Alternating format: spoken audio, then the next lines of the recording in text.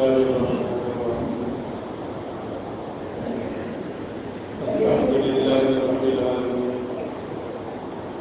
والصلاة والسلام على سيد الأنبياء والمرسلين وعلى آله وصحبه أجمعين أما بعد أعوذ بالله من الشيطان الرجيم بسم الله الرحمن الرحيم ومن الناس من يتخذ من دون الله أندادا يحبونهم كحب الله والذين آمنوا أشد حبا لله صدق الله العظيم.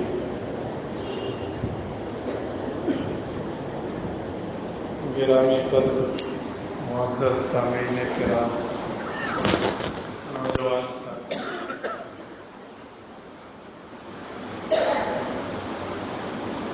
ابھی جو آیت آپ حضرات کے سامنے تلاوت کی گئی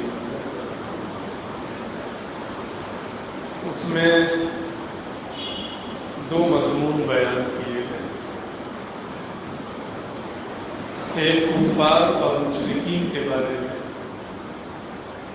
کہ کفار اور مشرکین ایسے ہیں جو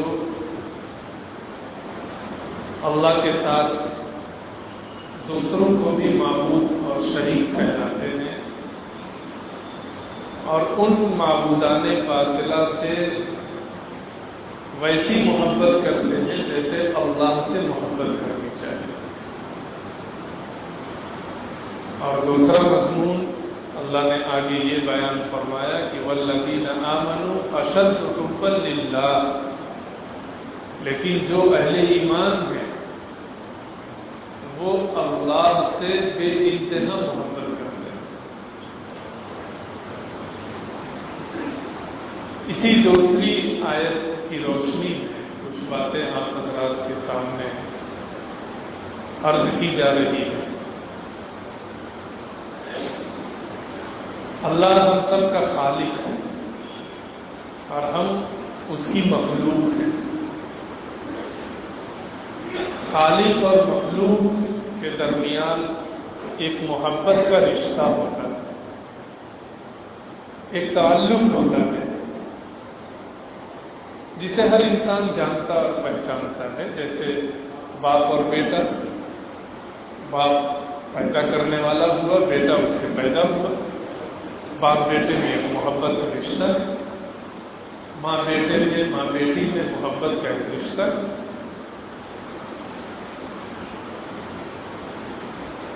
اللہ تعالیٰ ہم سب کا خالق حقیقی ہے، مالک حقیقی ہے، وہی اصل مالک ہے اور ہم اس کے بندے ہیں.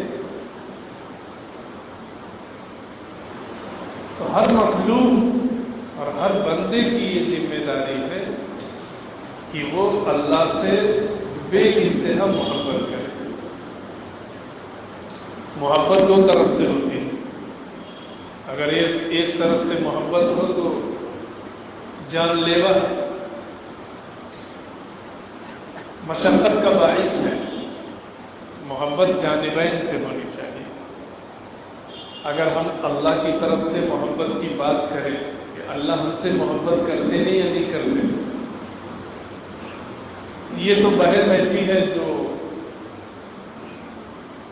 کرنے کی ہی نہیں ہے، کیونکہ یہ بات بالکل واضح ہے کہ اللہ بندوں سے بے انتہا محبت فرماتے ہیں. یہی محبت تو ہے کہ ہم جی رہے ہیں، ورنہ ہمارے اعمال کیا ہیں، ہماری بندگی کیسی ہے اور ہماری زندگی کس معیار کی گزر رہی ہے. پیغمبر کی سنتیں ہماری زندگی کا حصہ ہے یا نہیں ہے، اور ہیں تو کس معیار کی ہے. ہماری نمازیں کس معیار کی ہیں، روزے کس معیار کے ہیں، زکوٰۃ کیسی ہے، وغیرہ وغیرہ. سب میں اگر ہم غور کریں تو ایک دن کی بھی عبادت ہماری ایسی نہیں ہے جس کی بنیاد پر اللہ ہم سے محبت کرنے لگے. اس کے باوجود اللہ ہمیں کھلا رہے ہیں، پلا رہے ہیں، لباس دے رہے ہیں، مکان دے رہے ہیں، زندگی دے رہے ہیں، اولاد دے رہے ہیں، ہر نعمت اللہ تعالیٰ کم زیادہ ہر ایک کو دے رہے ہیں. یہ اللہ کی محبت کی ہی دلیل ہے. اور ہم سے زیادہ غیروں کو دے رہے ہیں. بہت سے لوگوں کے ذہنوں میں بات آتی ہے کہ بھائی کفار مشرکین وہ اللہ کی عبادت نہیں کرتے، اللہ کو مانتے بھی نہیں ہیں، اور ان کے پاس پیسے ہیں، بلڈنگ ہے، بزنس ہے، فلاں ہے، ڈھکان ہے، لیکن ان کو اس لیے ہی مل رہا ہے کہ وہ بھی اللہ کے بندے ہیں، اللہ ان سے بھی محبت کرتا ہے. یہ الگ بات ہے کہ ان کی طرف سے اللہ کو ناراض کرنے والے اعمال کیے جا رہے ہیں. قارون ہم سنا ہوگا، حضرت موسیٰ علیہ السلام کے دور میں بہت خزانہ تھا اس کے پاس. آج بھی بولتے ہیں بعض دفعہ قارون کا خزانہ ہے کیا تمہارے پاس؟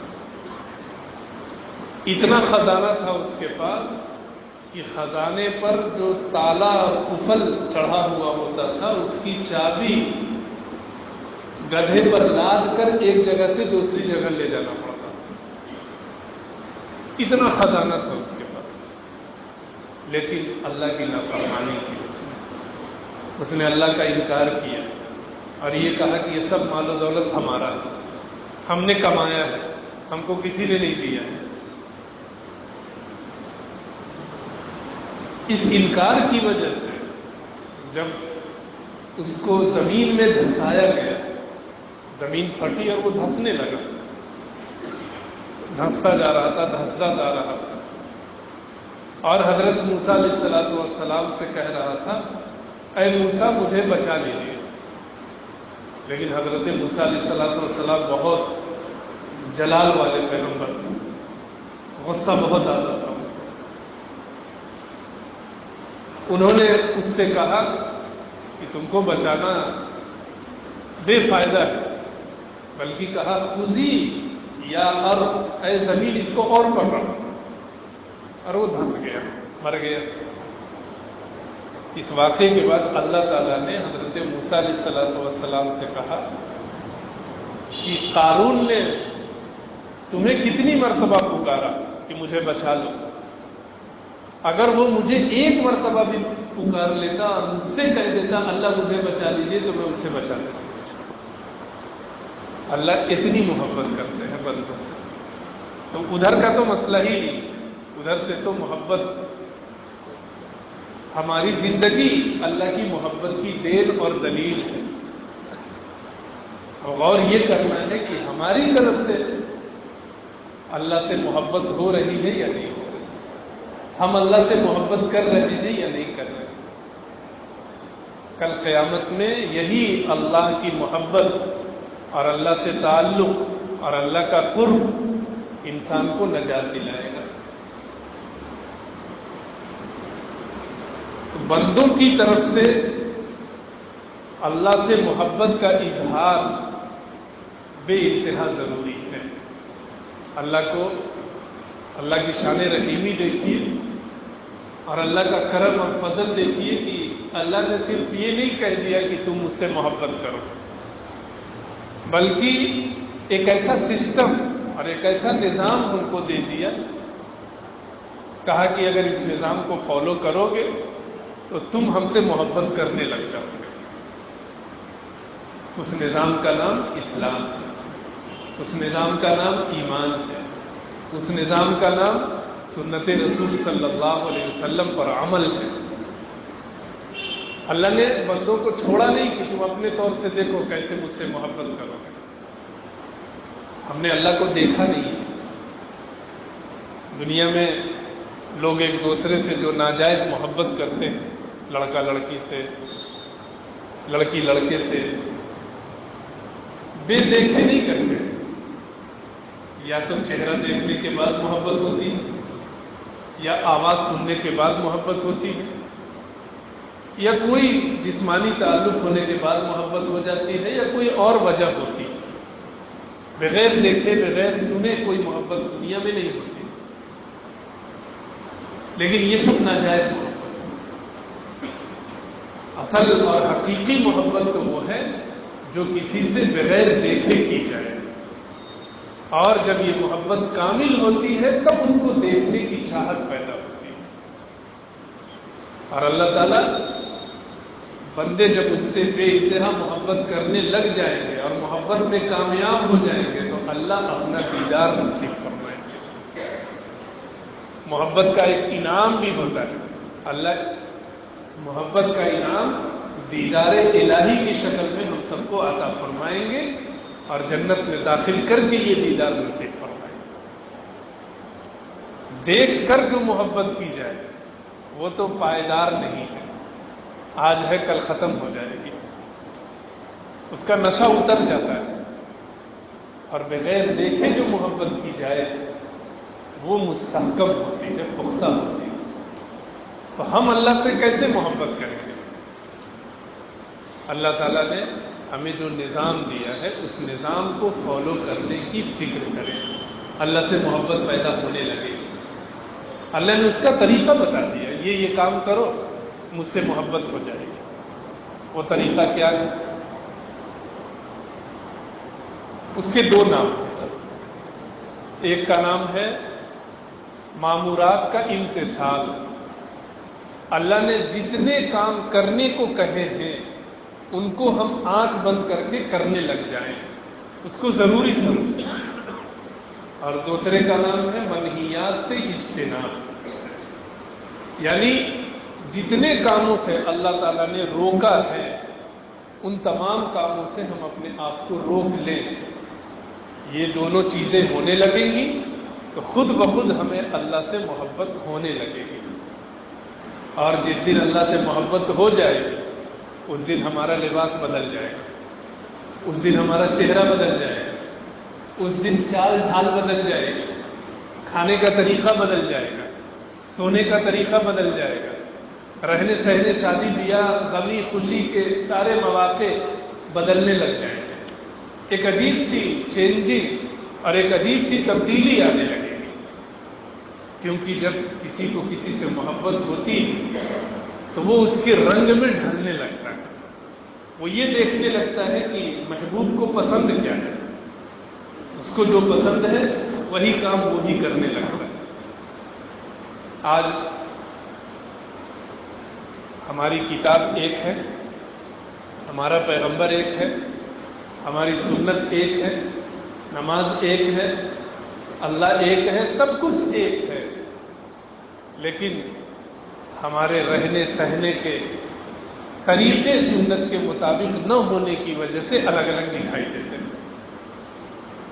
چہرہ ایک نہیں دکھتا ہے، لباس سنت کے مطابق نہیں دکھتا ہے، سونے اٹھنے کھانے پینے رہنے سہنے کے طور طریقے جو سنت کے مطابق سب کے یکساں ہونے چاہیے وہ ایک یکساں نہیں، کیونکہ محبت میں کمی ہے۔ جس دن یہ محبت آ جائے گی اس دن آپ کی زندگی بدل جائے گی۔ اب مامورات کا جو امتثال ہے، کرنے کے کام کے کئی درجات ہیں، ان میں ایک درجہ فرض کا ہے، فرائض، ایک درجہ سنت مؤکدہ کا ہے، ایک درجہ سنت غیر مؤکدہ کا ہے، ایک درجہ نفل کا ہے۔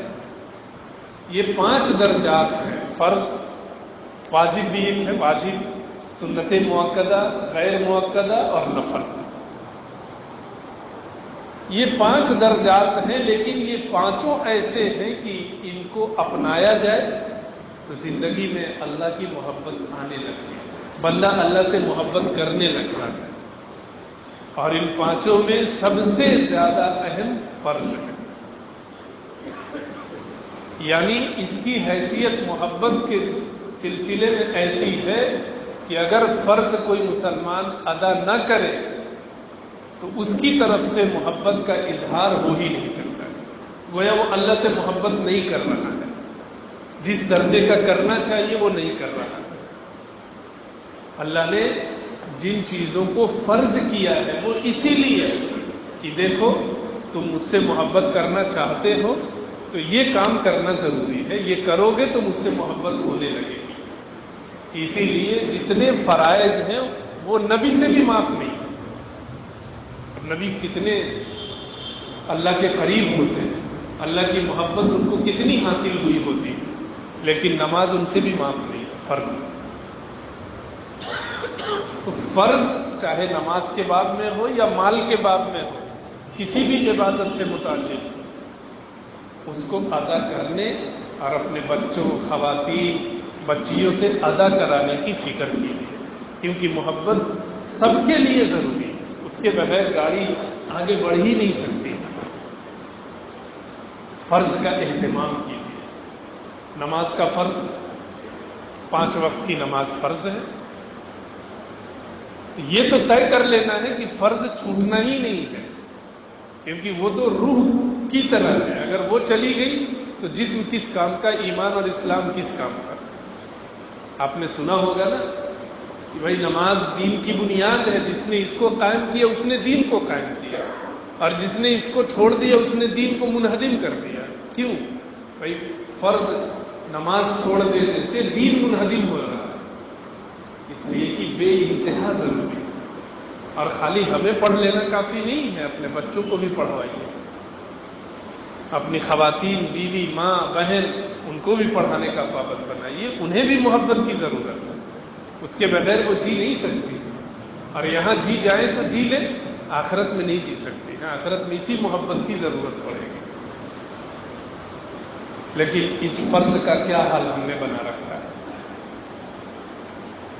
ادا کرتے ہیں, نہیں کرتے ہیں, کتنے تو کرتے ہی نہیں ہیں, کتنے کرتے ہیں جیسے تیسے کر لیتے ہیں. نہیں, اس کی پابندی کیجیے. گھروں میں اس کی پابندی کا نظام بنائیے, اہتمام کیجیے. اس کے بعد درجہ آتا ہے واجب کا. واجب میں تو ایک وتر نماز ہے, اگر ایسا کوئی پڑھتا ہے تو وہ بھی پڑھ لے گا. اس کے بعد درجہ آتا ہے سنت مؤکدہ کا. 12 رکعت ہے دن بھر میں, 2 رکعت فجر سے پہلے, 4 رکعت ظہر سے پہلے, 2 ظہر کے بعد, 2 مغرب کے بعد اور 2 عشاء کے بعد, کل 12 رکعت.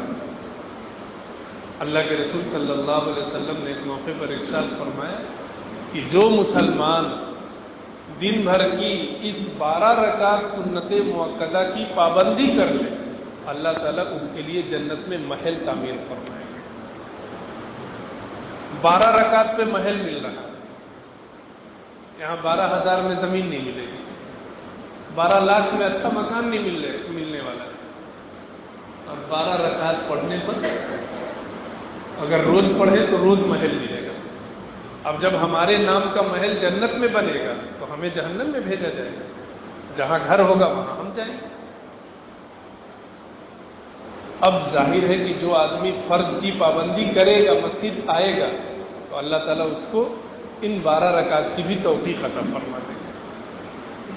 یہ سنت مؤکدہ ہے, اس کو بھی پڑھنا چاہیے. اس کے بعد درجہ آتا ہے سنت غیر مؤکدہ کا, جس کا مطلب یہ ہوتا ہے کہ اللہ کے رسول صلی اللہ علیہ وسلم اس کو پڑھتے تھے اور کبھی کسی وجہ سے چھوڑ بھی دیتے تھے, یا اس لیے بھی چھوڑ دیتے تھے کہ لوگ یہ نہ سمجھے کہ یہ بھی بہت ضروری ہے. یعنی کبھی وقت ہے تو پڑھ لیا, کبھی کوئی کام ہے تو چھوڑ دیا, لیکن وقت نکال کے پڑھنا چاہیے. اس کو بھی, وہ بھی اللہ سے محبت پیدا کرنے والی چیز ہے. اس کے بھی الگ الگ فضائل ہیں. عصر سے پہلے 4 رکعت سنت غیر مؤکدہ ہے. حضور صلی اللہ علیہ وسلم نے یہ غیر مؤکدہ سنت پڑھنے والے کو دعا دی ہے. فرمایا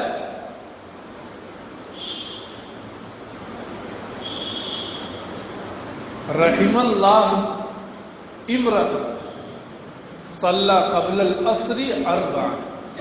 الفاظ ہو سکتا ہے ادھر ادھر ہوتے ہیں. مفہوم اس کا یہ ہے کہ اللہ اس شخص پر رحم فرمائے جو آدمی عصر سے پہلے 4 رکعت پڑھ دیتا ہے. نبی نے دعا دی ہے ہر اس انسان کو, قیامت تک آنے والے ہر اس انسان کو جو عصر سے پہلے 4 رکعت پڑھتا ہے. نبی نے دعا دی. اور ظاہر ہے نبی نے کسی جیسے تیسے کام پہ تو دعا نہیں دی ہوگی. نبی کو معلوم ہے کہ اس کی کیا اہمیت ہے اور اس کی وجہ سے بندوں کی زندگی میں کیا انقلاب آئے گا. اس کا بھی اہتمام کرے وقت رہے تو. اور اس کے بعد درجہ آتا ہے نفل کا. نفل کا مطلب یہ ہوتا ہے کہ پڑھ لے تو بہت اچھی بات ہے، ثواب ملے گا، نہ پڑھے تو کوئی گناہ نہیں ہوگا، لیکن ہے کتنی اہم چیز یہ بھی سن لیجیے۔ اللہ تعالیٰ فرماتے ہیں کہ بندہ نوافل کے ذریعے میرا قرب حاصل کرتا ہے۔ فرائض سے تو محبت اور قرب ملتا ہی ہے، نفل سے بھی ملتا ہے، کیونکہ نفل اگر نماز آپ پڑھ رہے ہیں تو اس کی شکل و صورت بھی فرض ہی جیسی ہے، ایسا نہیں کہ الگ ہے، اس میں بھی رکوع سجدہ یہ سب چیزیں ہوتی ہیں۔ اللہ تعالیٰ کا بندہ اللہ کا نفل کے ذریعے قرب حاصل کرتا ہے، لگا رہتا ہے، پھر اللہ تعالیٰ اس کا کان بن جاتے ہیں، اس کا ہاتھ بن جاتے ہیں، اس کا پاؤں بن جاتے ہیں، اس کی زبان بن جاتے ہیں۔ مطلب یہ ہے کہ وہ جو کہتا ہے اللہ سنتے ہیں، اس کے ہاتھ سے اچھے اعمال سرزد ہوتے ہیں، اس کے پاؤں گناہوں کی جانب نہیں اٹھتے، اس کی زبان سے خیر کی چیزیں نکلتی ہیں اور اعلان ہو جاتا ہے۔ حضرت جبریل سے کہا جاتا ہے کہ میں فلاں بندے سے محبت کرتا ہوں، تم بھی اس سے محبت کرو۔ حضرت جبریل اپنے سے نیچے والے فرشتوں سے کہتے ہیں کہ اللہ نے کہا ہے کہ میں فلاں بندے سے محبت کرتا ہوں، تم بھی کرو، اس لیے تم لوگ بھی کرو۔ اور ہوتے ہوتے زمین پر جتنے انسان ہوتے ہیں ان کے دلوں میں اس شخص کی محبت ڈال دی جاتی ہے، سب لوگ اس کو محبت کرنے لگتے ہیں، سب کا وہ عزیز اور پیارا ہو جاتا ہے، کوئی اس سے دشمنی نہیں کرتا۔ یہ مقام حاصل ہوتا ہے نفل کے ذریعے۔ تو ہمیں فرض کا تو اہتمام ہر حال میں کرنا ہے، نیند آ رہی ہو، شادی بیاہ کی وجہ سے تاخیر ہو گئی، سفر ہو، حضر ہو، حتیٰ کہ گھر میں کسی کا انتقال بھی ہو گیا، فرض نہیں چھوڑنا چاہیے۔ باقی جو ہے وہ اپنی ضرورت اور وقت کے حساب سے ادا کرتے رہتے۔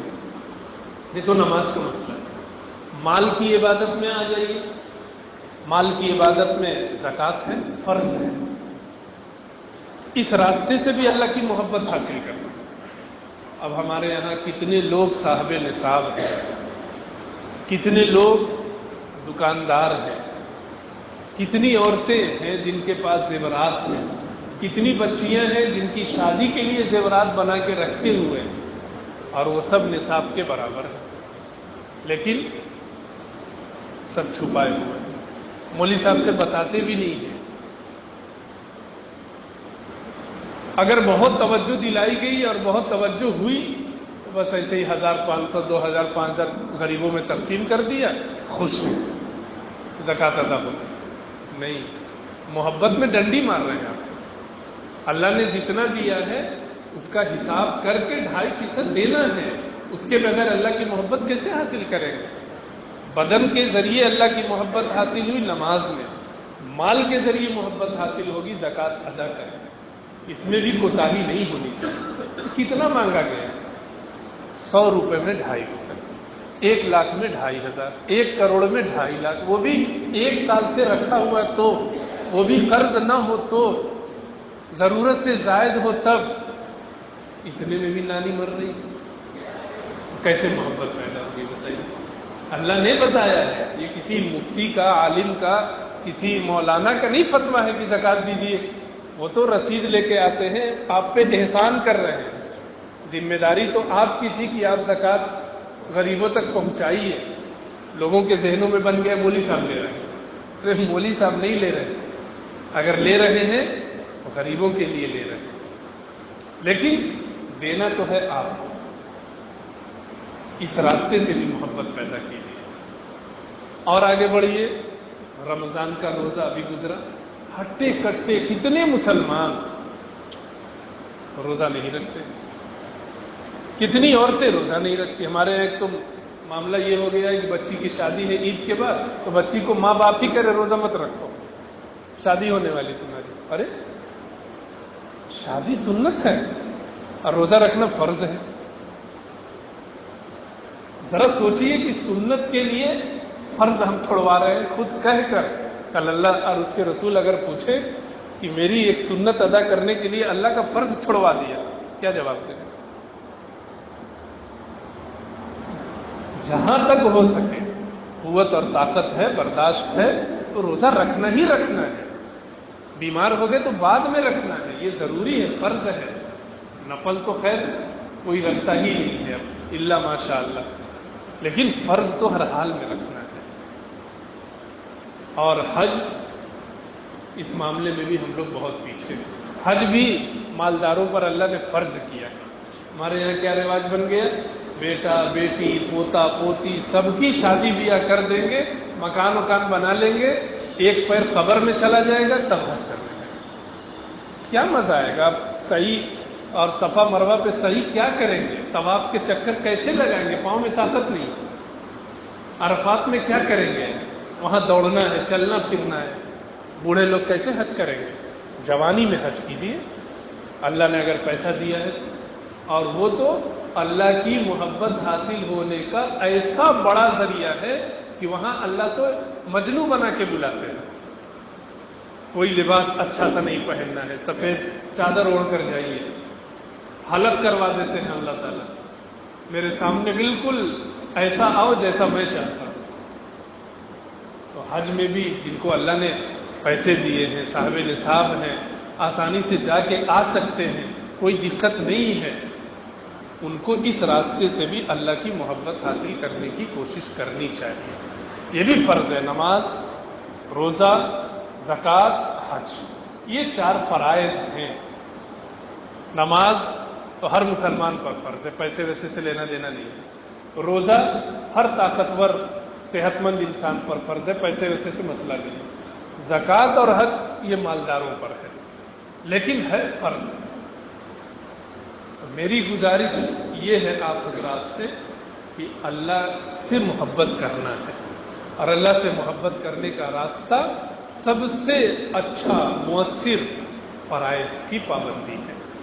اللہ ہم سب کو فرائض کی پابندی کی توفیق عطا فرمائے، اور فرائض کے ساتھ سنن اور نوافل کی بھی پابندی کی توفیق عطا فرمائے. وآخر دعوانا ان الحمد للہ رب العالمین. سبحان اللہ وبحمدہ، سبحانک اللہم وبحمدک، نشہد ان لا الہ الا انت ونستغفرک. سبحان ربک رب العزة